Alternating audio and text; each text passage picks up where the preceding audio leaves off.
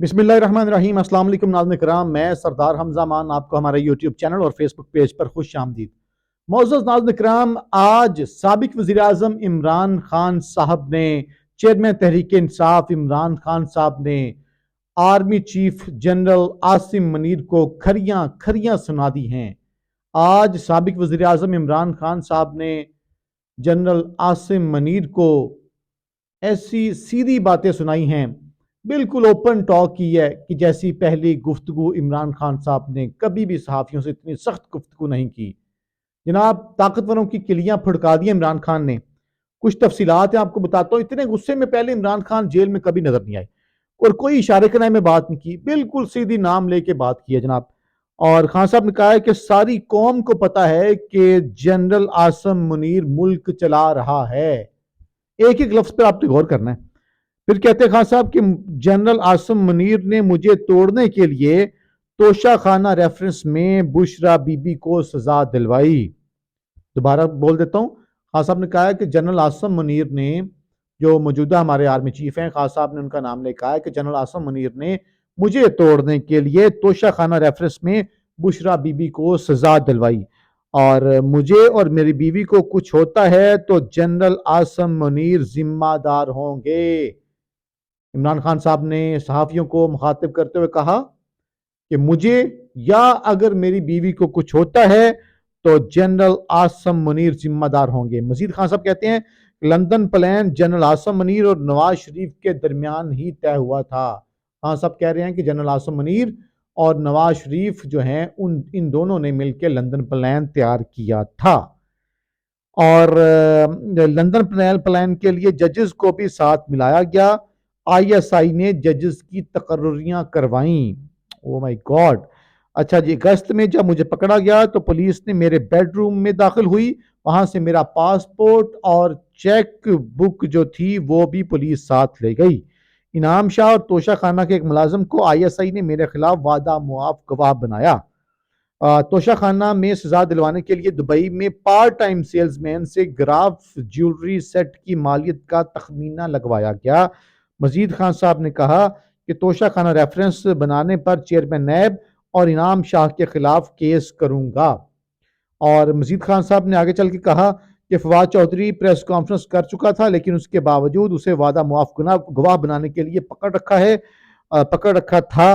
और मजीद कहा कि परवेज लाही और शाह महमूद कुरैशी आज प्रेस कॉन्फ्रेंस कर दें तो उनके केसेस खत्म हो जाएंगे। खान साहब ने मजीद कहा कि चीफ जस्टिस सुप्रीम कोर्ट काजी फायजीसा को फैजाबाद केस और भुट्टो केस भी याद है, लेकिन नजर नहीं आ रहा कि लोग मिलिट्री जेलों में पड़े हुए हैं।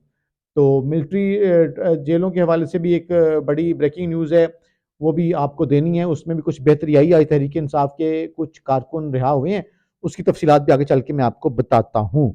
आगे खान साहब कहते हैं 18 मार्च को मुझे जुडिशल कॉम्प्लेक्स में कत्ल करने का मंसूबा बनाया गया था। मजीद इमरान खान साहब ने कहा कि सादा कपड़ों में मलबूस बहुत से लोग जुडिशल कॉम्प्लेक्स में मौजूद थे। क्यों जुडिशल कॉम्प्लेक्स की सीसीटीवी फुटेज सामने नहीं लाई जा रही? खान साहब ने कहा, क्यों 9 मई की जो सीसीटीवी फुटेज है वो सामने नहीं लाई जा रही? खान साहब ने कहा, जिन लोगों ने 9 मई की सीसीटीवी फुटेज छुपाई है उन्होंने ही 9 मई करवाया है। आगे चल के खान साहब कहते हैं कि जो मशरक़ी पाकिस्तान में हुआ वही आज हो रहा है। मशरक़ी पाकिस्तान में मुजीबुर रहमान शामी का मैंडेट चोरी करके मुल्क तोड़ा गया। मुजीबुर रहमान की अक्सरियत से याहिया खान की ताकत खत्म हो जाती। हमीदुर रहमान कमीशन रिपोर्ट में लिखा है कि मुजीबुर रहमान इलेक्शन जीत गया था। मशरक़ी पाकिस्तान की तरह अब भी हमारा मैंडेट कम करके हमें कंट्रोल करने की कोशिश की जा रही है। उस वक्त बादशाह पीछे बैठा हुआ है। खान साहब ने ये बड़ी इंटरेस्टिंग बात की। उन्होंने कहा, बड़ी दिलचस्प बात की इमरान खान साहब, बड़े गुस्से में थे आज। उन्होंने कहा कि इस वक्त बादशाह पीछे बैठा हुआ है। इमरान खान साहब ने कहा कि बादशाह से मुराद जनरल आसिम मुनीर है। उन्होंने कहा कि जनरल आसिम मुनीर बादशाह पीछे बैठा हुआ है और मोहसिन नकवी वायसराय बना हुआ है। शहबाज शरीफ फीते काटता फिर रहा है, इसके पास कोई ताकत नहीं है। मुल्क का मुआशी तौर पर बेड़ा गर्क होने वाला है, हो चुका है। और जजेस कह रहे हैं कि एजेंसियां धमका रही हैं, और कह रहे हैं कि जजेस को एजेंसीज धमका रही हैं। मतलब खान साहब ने कहा कि आईएसआई वाले जो हैं वो जजेस को धमका रहे हैं। اور آگے چل کے بات یہ ہوئی کہ آصف زرداری اور شریف فیملی کے اربوں ڈالر بیرون ملک پڑے ہوئے ہیں۔ آصف زرداری نے بیان دیا کہ ایک سیاسی جماعت فوج کا امیج خراب کر رہی ہے۔ جب ہم اقتدار میں تھے تو فوج کا امیج آسمان پر تھا۔ خان صاحب نے کہا کہ جب ہم اقتدار میں تھے تو فوج کا امیج آسمان پر تھا۔ فوج کا امیج اس دن خراب ہوا جب یہ چوروں کے ساتھ بیٹھے، اچکوں کے ساتھ بیٹھے، لٹیروں کے ساتھ بیٹھے، ڈاکوؤں کے ساتھ بیٹھے، قاتلوں کے ساتھ بیٹھے، تو خان صاحب نے کہا کہ تب جا کے فوج کا امیج خراب ہوا۔ زرداری اور شریف خاندان کی کرپشن کا ہمیں عمران خان صاحب نے کہا کہ زرداری اور شریف خاندان کی کرپشن کی کہانیاں کی داستانیں فائلیں ہمیں آئی ایس آئی اور جنرل باجوہ نے خود بھی بتائیں اور دکھائیں۔ زرداری اور نواز شریف نے توشہ خانہ سے گاڑیاں لی، ان کا کیس کیوں نہیں سنا جا رہا؟ جنرل عاصم منیر کی تقرری سے پہلے عارف علوی کے ذریعے پیغام بھیجا تھا کہ جنرل صاحب ہم تمہارے خلاف نہیں ہیں۔ میں نے عارف علوی کے ذریعے جنرل عاصم منیر کو ٹیلی فون کروایا تھا کہ مجھے اس کے لندن پلان کے بارے میں سب معلوم ہے۔ تو جناب آج بڑی سیدھی سیدھی کھریاں باتیں ہوئی ہیں، کھریاں۔ اور آگے چل کے یہ کہا خان صاحب نے کہ علی زیدی بھی جنرل فوج کے ساتھ رابطے میں تھا، تو اس کے ذریعے بھی پیغام دیا تھا کہ نیوٹرل رہیں اور ملک کو چلنے دیں۔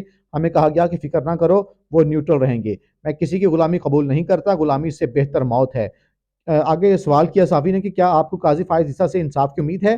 بانی پی ٹی آئی نے اس سوال کے جواب میں کچھ دیر خاموش رہے اور بولے قوم سب کچھ دیکھ رہی ہے، میں اس پر کوئی رائے نہیں دینا چاہتا۔ آج ملک بدل چکا ہے اور لوگوں میں شعور آ چکا ہے۔ ہمیں غدار بنایا گیا، 9 مئی میں پھنسایا گیا، لیکن قوم نے 8 فروری کو بتا دیا کہ وہ کہاں کھڑی ہے۔ کئی ججز Mohsin Naqvi chief election commissioner اور نگران حکومت لندن پلان کا حصہ تھے۔ میں نے کبھی فوج سے لڑائی نہیں کی، جنرل باجوہ نے ہماری پیٹھ میں چھرا گھونپا۔ میں جنرل باجوہ کو ڈی نوٹیفائی بھی کر سکتا تھا لیکن نہیں کیا کہ کہیں میری فوج کا مورال ڈاؤن نہ ہو، میرے سپاہی کا مورال ڈاؤن نہ ہو جائے۔ ہم نے اس کے باوجود بھی جنرل باجوہ سے ملاقات کے لیے کمیٹی بنائی۔ صرف سپہ سالار فوج نہیں، وہ الیکشن لڑ کر نہیں آیا۔ جنرل یحییٰ نے بھی اپنی طاقت کے لیے ملک کو تباہ کیا تھا۔ تو جناب آگے چل کے اور بھی جو ہے نا خان صاحب نے کافی باتیں کی ہیں۔ انہوں نے بتایا کہ حکومت گرانے کے باوجود 2 مرتبہ جنرل باجوہ سے ملاقات کر سکتا ہوں تو کسی سے بھی ملاقات کر سکتا ہوں، کیونکہ اس وقت میری ذات کا مسئلہ نہیں، پاکستان کا ایشو ہے، مجھے قائل کر لیں۔ موجودہ حالات میں عدلیہ بالکل آزاد نہیں ہے۔ جب تک بشرا بی بی کی انڈوسکوپی نہیں ہوتی کیسے کچھ پتہ چل سکتا ہے؟ شوکت خانم ہسپتال سے ٹیسٹ کروائیں۔ آرمی چیف نے ہی میری بیوی کو ٹارگٹ کیا، جنرل عاصم منیر نے وہ کہہ رہے ہیں کہ میری بیوی کو ٹارگٹ کیا جس کا کوئی لینا دینا نہیں تھا۔ مجھے اور میری بیوی کو کچھ ہوتا ہے تو جنرل عاصم منیر ذمہ دار ہوں گے۔ بہت سخت گفتگو ہوئی ہے جی آج۔ جو قوم اپنی آزادی کے لیے مرنے کے لیے تیار نہ ہو اس کو غلامی کے لیے تیار ہونا چاہیے۔ میں آج سیاست سے پیچھے ہٹ جاؤں تو سب کچھ نارمل ہو جائے گا، یہ میری جان چھوڑ دیں گے۔ تو انہوں نے کہا کہ نون لیگ کا مزید جنازہ نکلے گا جب قوم پر مہنگائی کی جائے گی۔ رولنگ اشرافیہ کو کوئی فرق نہیں پڑتا، ان کا سارا پیسہ بیرون ملک پڑا ہوا ہے۔ تو آگے خان صاحب نے کہا کہ اس وقت امید صرف عدلیہ سے ہے۔ 6 ججز جو کھڑے ہوئے ہیں انہیں سلام پیش کرتا ہوں۔ تمام ججز کو معلوم ہے کہ کیا ہو رہا ہے۔ ججز ملک کے مستقبل کو بچائیں کیونکہ سرمایہ کاری صرف قانون کی بالادستی سے آ سکتی ہے۔ جس ملک میں ججز کو دھمکیاں مل رہی ہوں وہاں کون سرمایہ کاری کرے گا؟ اس وقت قوم ججز کی طرف دیکھ رہی ہے۔ ججز نے قانون کی بالادستی کو قائم کرنا ہے تو ہی ملک میں سرمایہ کاری آئے گی۔ آگے عمران خان صاحب نے کہا کہ جنرل عاصم منیر کو پیغام دینا چاہتا ہوں کہ ایک پلان انسان بناتا ہے اور ایک اللہ، اور کامیاب اللہ کا پلان ہوتا ہے۔ عمران خان صاحب نے جنرل عاصم منیر صاحب کو پیغام دیا کہ جنرل عاصم منیر صاحب سنیے، دیکھیے، ایک پلان انسان بناتا ہے اور ایک پلان اللہ بناتا ہے، اور کامیاب اللہ کا پلان ہوتا ہے۔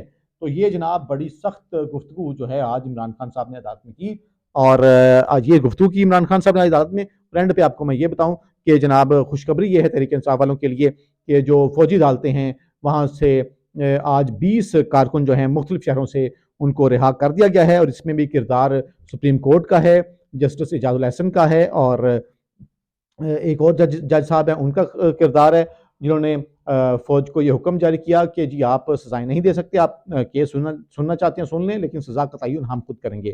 تو اسی اسنا میں اسی کی پیش رفت میں جناب آج 20 کارکن جو ہیں تحریک انصاف کو رہا کر دیا گیا۔ کہا جاتا ہے جی ہوئے تحریک انصاف کو لٹکا دیا جائے گا، مار دیا جائے گا، زبردست کر دیا جائے گا، زمین بوس کر دیا جائے گا، لیکن شکر ہے اللہ کا کہ تحریک انصاف والوں پر اب حالات بہتر آ رہے ہیں۔ ان کو سجدہ شکر ادا کرنا چاہیے کہ ان پہ حالات بہتر آ رہے ہیں، اور آئندہ اس طرح کے جو ہیں واقعات سے بچنا چاہیے۔ 9 مئی کی طرح کے جو واقعات تحریک انصاف پر مسلط کر دیے گئے۔